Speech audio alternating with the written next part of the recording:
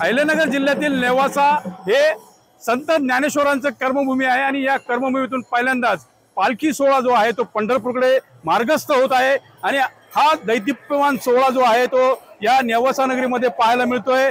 हजारो वारकरी त्यासोबत पालखीचं दर्शन घेणारे भाविक महिला असे सर्वजणी ज्या पताका आहेत त्या हातामध्ये घेऊन त्यासोबत मृदुंग असेल टाळ असेल आणि या सोहळ्यामध्ये सहभागी होताना अनेक महिला देखील आपल्या डोक्यावर तुळशी वृंदावन घेऊन सहभागी झालेल्या आहेत।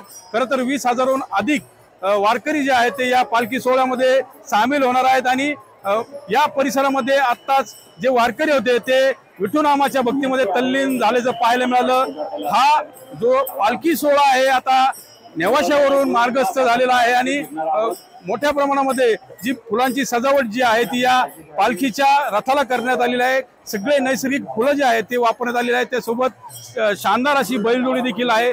पोलिसांचा मोठा बंदोबस्त परिसरात पाहायला मिळतोय। घोडे आहेत त्यासोबत अश्व रिंगण देखील या पालखीचं पार पडणार आहे। त्यामुळे हा दैदिप्यमान सोहळा जो आहे आपण याची डोळा याची देही बघतोय।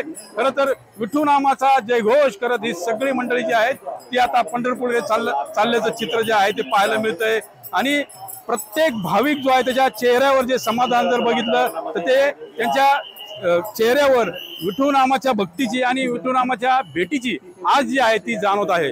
मनोज गाडेकर, TV9 मराठी, नेवासा, अहिल्यानगर।